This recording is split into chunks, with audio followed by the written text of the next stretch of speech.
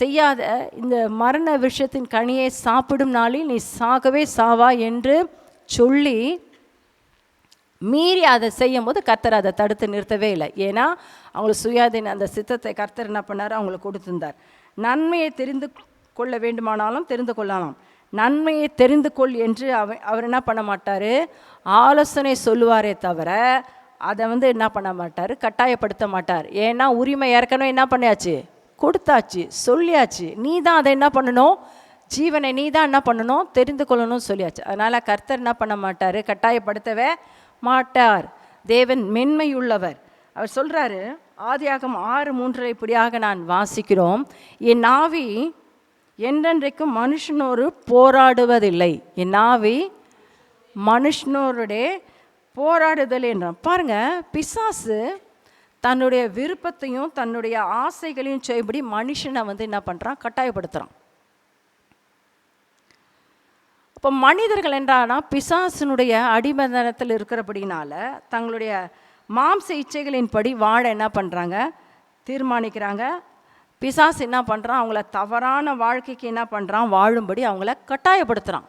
இதை செய், இதை என்ன பண்ணு, இந்த காரியத்தை நீ என்ன பண்ணி செய்யுன்னு சொல்லி ஆனால் கட்டாயப்படுத்துகிறான். ஆனால் ஏசப்பா என்ன பண்ணுறதில்ல, கட்டாயப்படுத்துறது கிடையாது. ஏன்னா சொல்லிடுறாரு, இது நன்மை இது தீமைன்னு சொல்ல. நீ தான் என்ன பண்ணணும், தெரிந்து கொள்ள வேண்டும். ஜீவனை எது வேணுமோ அதை நீ தான் என்ன பண்ணணும், தெரிந்துக்கணும். பட் பிசாசோனை என்ன பண்ணுறான், தீமை செய்வதற்கு என்ன பண்ணுறான், கட்டாயப்படுத்துகிறான். அப்போது பாருங்கள், தேவன் அவங்களுக்கு அந்த சுயாதனத்தை கொடுத்து அதை தவறாக பயன்படுத்தி மரணத்தை என்ன பண்ணுறாங்க, மக்கள் வருவித்து கொள்கிறவர்களாக இருக்கிறாங்க.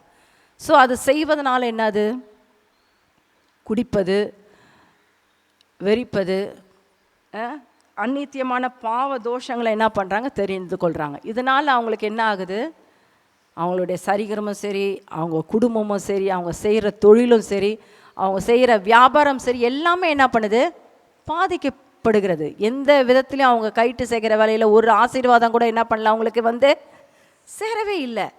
அப்போது இதை கண்டு ஏசப்பா துக்கம் தான் படுறாரே தவிர பட் அவரால் ஒன்றும் செய்யவே முடியாது. யாருடைய மிஸ்டேக் இது, நம்மளுடைய மிஸ்டேக், மனுஷனுடைய மிஸ்டேக். ஏன்னா ஜீவனை தெரிந்து கொள்ளுன்னு சொல்லிட்டார். நன்மை இது தீமை இதுன்னு சொல்கிறோம்.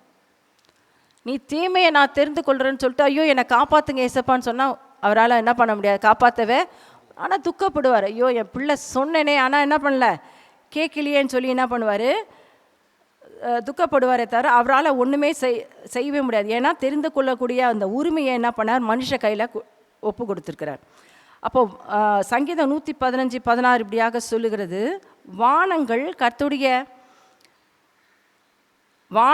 கர்த்தருடையவைகள், பூமியோ மனுபுத்திரருக்கு என்ன பண்ணார், கொடுத்தார். அப்போ ரட்சிக்கப்பட்ட தேவனுடைய மக்களாகிய நாமும் கூட மரணத்தை தெரிந்து கொண்டு ஜீவனை இழக்கக்கூடிய ஆபத்து இருக்குது. ஆகவே நாம் விழிப்புள்ளவர்களாக இருக்க வேண்டும். மரணம் எது, ஜீவன் எது என்பதை தேவனுடைய வார்த்தையிலிருந்து கண்டுபிடித்து ஜீவனை தெரிந்து கொள்ள வேண்டும், மரணத்தை நிராகரிக்க வேண்டும் என்று தேவன் விரும்புகிறார்.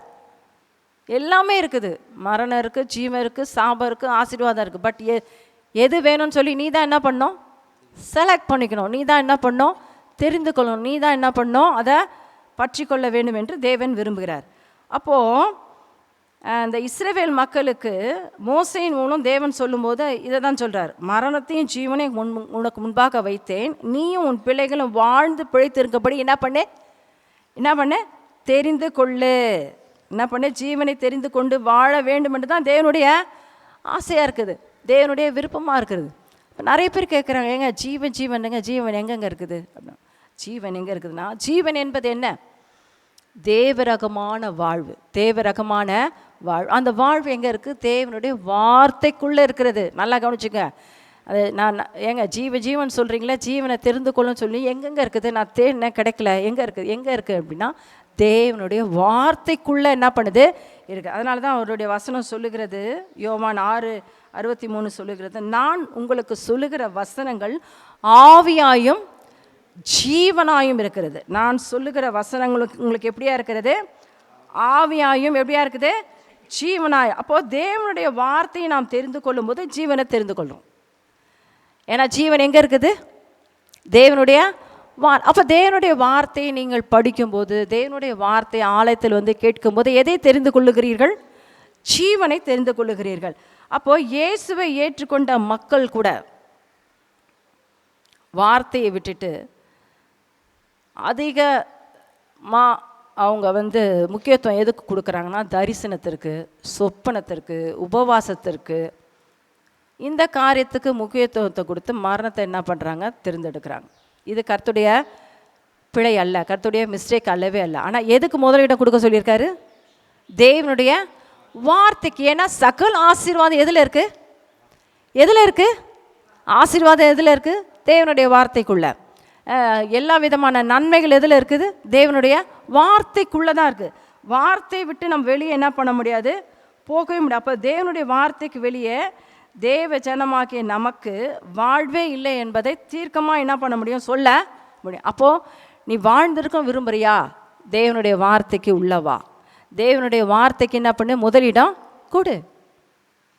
நீ அப்படியாய் கொடுக்கும்போது நீ ஜீவனை தெரிந்து கொள்ளலாம், நன்மையை தெரிந்து கொள்ளலாம், ஆசீர்வாதத்தை என்ன பண்ணலாம்? நீர் எடுத்துக்கொள்ளலாம். இப்போ பாருங்கள், நம்ம லூக்கா 10ஆம் அதிகாரம் 38லேருந்து 42 வசனம் வரலாம் வாசித்தோன்னா ஒரு கதை இருக்குது. என்ன கதை அப்படின்னா, பெத்தனியான்ற கிராமத்துக்கு இயேசு வந்தபோது அங்கே மார்த்தாலும் மரியாலும் என்ன பண்ணாங்க? 2 சகோதரிகள் என்ன பண்ணாங்க? இருந்தாங்க. அவங்க வீட்டுக்குள்ளே என்ன பண்ணார்? ஏசப்பா என்ன பண்ணுறாரு? அவங்க வீட்டுக்குள்ளே வராரு. வரும்போது இந்த மரியாள் என்றவங்க என்ன பண்ணாங்க? ஏசப்பா இன்னைக்கு வந்துட்டாரா, அவர் பாதப்படியில் உட்காந்து நான் என்ன பண்ணணும்? அவரை வசனத்தை கேட்கணும் என்று சொல்லி அந்த வசனம் மட்டும் படிங்க பார்க்கும். பின்பு அவர் பிரயாணமாய் போகையில் அவர் கிராமத்தில் பிரவேசித்தாள். அங்கே மார்த்தாள் என்ன பேர் கொண்ட ஒரு ஸ்திரீ அவரை தன் வீட்டில் ஏற்றுக்கொண்டாள். அவளுக்கு மரியாள் என்னப்பட்ட ஒரு சகோதரி இருந்தாள். அவள் இயேசுவின் பாதருகே உட்கார்ந்து அவருடைய வசனத்தை கேட்டுக்கொண்டிருந்தாள். மார்த்தாளோ பற்பல வேலைகளை செய்வதில் மிகவும் வருத்தமடைந்து அவரிடத்தில் வந்து, ஆண்டவரே, நான் தனியே வெளியே வேலை செய்யும்படி என் சகோதரி என்னை விட்டு வந்திருக்கிறதை குறித்து உமக்கு கவலை இல்லையா? எனக்கு உதவி செய்யும்படி அவளுக்கு சொல் என்றார். இயேசு அவளுக்கு பிரதியுத்தரமாக, மார்த்தாளே மார்த்தாளே, நீ அநேக காரியங்களை குறித்து கவலைப்பட்டு கலங்குகிறார். தேவையானது ஒன்றே. மரியாள் தன்னை விட்டு எடுபடாத நல்ல பங்கை தெரிந்து கொண்டாள் என்றார். பாருங்க, 2 சகோதரிங்க, மார்த்தாள், மரியாள். மரியாள் என்ன பண்ணிட்டாங்க? ஏசப்பா வந்தோன்னு சொன்னால் அவர் பாத்தில் உட்காந்து என்ன பண்ணிட்டாங்க? வசனத்தை என்ன பண்ணாங்க? கேட்டுக்கொண்டாங்க. அவர் 2வது என்ன பண்ணுறாங்க? தேவையானது ஒன்றே, தன்னை விட்டு ஈடுபடாத நல்ல பங்கை என்ன பண்ணாங்க? தெரியும். ஆனால் மார்த்தாள் என்ன பண்ணுறா? தான் உலக வேலையில் என்ன பண்ணுறா? சமையல் வேலையில் போய் என்ன பண்ணுறா? அதுக்கு முக்கியத்துவம் கொடுத்து அவன் மட்டும் வசனத்தை கேட்குறது இல்லாமல் ஏசப்பா கிட்ட போய் சண்டை போடுறா. அந்த சகோதரி என்ன பண்ணுங்க? அனுப்புங்க, எனக்கு உதவி செய்யும்படி அவளை என்ன பண்ணுங்க? அனுப்புங்கன்னு சொல்லி இவன் என்ன பண்ணா? சண்டை போடுறான். அப்போ ஏசப்பா சொல்கிறாரு, மார்த்தாளே மார்த்தாளே, நீ என்ன பண்ணுற? நீ அநேக காரியங்களை குறித்து கவலைப்பட்டு கலங்குற. ஆனால் இவன் என்ன பண்ணுறான்? தேவையானது ஒன்று வசனத்தை என்ன பண்ணுறா? அவள் கேட்குற. பாருங்க, மார்த்தாளை பார்த்து கர்த்தர் பாராட்டவே இல்லை. ஏன்னா அவள் வந்து வேலை, அது இது நிறைய காரியம், கவலை, கண்ணீர், அதை குறித்து தான் அவளுக்கு. அந்த எந்த ஒரு மனுஷன் தேவனுடைய வார்த்தை விட்டு மற்ற காரியத்துக்கு முக்கியத்துவம் கொடுக்குறாங்களோ, நல்லா கவனிச்சுக்கோங்க, அவங்க கைட்டு செய்கிற வேலையில் ஆசீர்வாதக்காரது. கண்ணீர், கவலை, வறுமை எல்லாமே என்ன பண்ணும்? அதில் வரும். ஆனால் எந்த ஒரு மனுஷன் தேவனுக்கு முதலிடம் கொடுக்குறானோ, தேவனுடைய வார்த்தைக்கு முக்கியத்துவம் கொடுக்குறானோ, அவன் வாழ்க்கையில் எல்லாமே வரும். அவனுக்கு பிரச்சனைகள் வராது, போராட்டங்கள் வராது, சண்டைகள் வராது, அவங்க கைட்டு செய்கிற வேலையில் குறைவே என்ன பண்ணாது இருக்காது. ஆனால் இதெல்லாம் நீங்கி போகும். அவங்களோட வாழ்க்கையில் கர்த்தருடைய வார்த்தைக்கு முதலிடம் கொடுக்கும்போது சந்தோஷமும் சமாதானத்தை பெற்று அனுபவிப்பார்கள் என்று வேதம் சொல்லுகிறது. ஹல்லேலூயா, ஹல்லேலூயா. அதுதான் நம்ம போதகர்களோடு அதான் சொல்கிறார். ஆலயமாக முதல்ல என்ன பண்ணுங்க? கர்த்தரை தேடி என்ன பண்ணுங்க? வந்துடுங்க. கர்த்தர் நமக்காக முன் வந்து என்ன பண்ணுறாரு? காத்துக்கொண்டு அந்த எண்ணம் எப்பொழுதும் இருக்கணும். ஐயோ ஆண்டவரே, இது உம்முடைய நாளாப்பா, இது பரிசுத்தமான நாளாப்பா, இது உமக்கு முக்கியம் கொடுக்குற நாளை ஏசப்பா, நான் மனுஷனுக்கோ எந்த வித ஃபங்க்ஷனுக்கோ எந்த வித ஃப்ரெண்ட்ஸுக்கோ நான் என்ன பண்ண மாட்டேன், முக்கியத்துவம் கொடுக்க மாட்டேன் என்று சொல்லி எந்த ஒரு மகளோ எந்த ஒரு மகனோ கர்த்தருடைய ஆலயத்தை கர்த்தருடைய வார்த்தையை தேடி வராங்களோ, கர்த்தர் சொல்கிறாரு அவங்களுக்கு பயங்கள், கவலைகள், பாரங்கள், அதிரங்கள் எல்லா வரையும் என்ன பண்ணோம், அவங்களால என்ன பண்ணோம், தவிர்க்க முடியும். அதே நேரத்தில் தேவன் அவங்களுக்கு என்ன பண்ணார், சந்தோஷத்தை சமாதானத்தை என்ன பண்ணுறா, அவங்கள பெற்று அனுபவிக்கிறா கர்த்தர் என்ன பண்ணுவார், மாற்றுவார். ஆகவே பிரியமானவர்களே, இந்த நாளில் நாம் தெரிந்து கொண்டது என்ன அப்படின்னா, தேவன் சொல்கிறாரு, ஜீவனையும் மரணத்தையும் ஆசீர்வாதத்தையும் சாபத்தையும் உனக்கு முன் வைத்தேன் என்று உங்கள் மேல் வானத்தையும் பூமியும் இன்று சாட்சி வைக்கிறேன். ஆகையால் நீயும் உன் சந்ததியும் பிழைக்கும்படி ஜீவனை தெரிந்து கொள். ஜீவனை நாம் தெரிந்து கொள்ள வேண்டும். ஜீவன் என்பது தேவரகமான வாழ்வு. அந்த ஜீவன் எங்கே இருக்குது, தேவனுடைய வார்த்தைக்குள்ளே தான் இருக்குது. வார்த்தைக்கு வெளியே எதுவுமே கிடையவே கிடையாது, வார்த்தைக்குள்ளே தான் இருக்குது. அந்த ஜீவனை தெரிந்து கொள்ளும் போது, அந்த ஜீவன் என்பது தேவனுடைய வார்த்தையை தெரிந்து கொள்ளும் போது, தேவனுடைய வார்த்தைக்கு முதலிடம் கொடுக்கும்போது கர்த்தர் சொல்கிறாரு, வீணான பயங்கள், பாரங்கள், அதைரியங்கள் எல்லாம் உன்னால் என்ன பண்ண முடியாத தவிர்க்க முடியும். உன்னால் அதை என்ன பண்ண முடியும், ஜெயிக்க முடியும். அது உன்னை மேற்கொள்ள முடியவே முடியாது. அது மாத்திரமல்ல, கர்த்தர் சொல்கிறார், சந்தோஷம் சமாதானம் உன்னை தேடி என்ன பண்ணும், வரும். ஏன் அப்படின்னா, நீ என்ன பண்ணிட்ட, முதலிடம் கர்த்தருக்கு கொடுத்துட்ட. தேவனுடைய வார்த்தையை நீ என்ன பண்ணிட்ட, தெரிந்து கொண்ட. அப்படி தெரிந்து கொண்டபடினால கர்த்தர் நம்மளை என்ன பண்ணுறாரு, விட்டெடுப்படாத நல்ல பங்கை நாம் தெரிந்து கொள்ளவர்கள் என்று சொல்லுகிறாரு. நம்மளை பாராட்டுகிறவராக இருக்கிறார். கர்த்தர் என்ன பண்ணுறாரு, மார்த்தால பாராட்டவே இல்லை, அதே நேரத்தில் மரியாதை என்ன பண்ணார், பாராட்டினா. கர்த்தர் சொல்ல, அவள் தேவையானது ஒன்றே, அவள் என்ன விட்டெடுப்படாத நல்ல பங்கை என்ன பண்ணால் தெரியும். நாம் பிரியமானவர்களே, நாமும் கூட மரியாதை போல எந்நேரமும் நம்ம என்ன பண்ணோம், தேவனுடைய வார்த்தைக்கு நாம் என்ன பண்ண வேண்டும், முதலிடம் கொடுக்க வேண்டும். தேவனுடைய வார்த்தையை நாம் மதிக்க வேண்டும். தேவனுக்கு முதலிடம் என்ன பண்ண கொடுக்கும்போது கர்த்தர் ஜீவனை தெரிந்து கொள்ள வேண்டிய பொறுப்பு, அதாவது சித்த சுயாதனத்தை கர்த்தர் நமக்கு என்ன பண்ணுறாரு, கொடுத்துருக்கிறார். தெரிஞ்சு நம்ம பள்ளத்தில் விழும்போது கர்த்தர் நம்மளை தூக்கி எடுப்பான்னு சொல்லிட்டு நம்ம எதிர்பார்க்கவே கூடாது.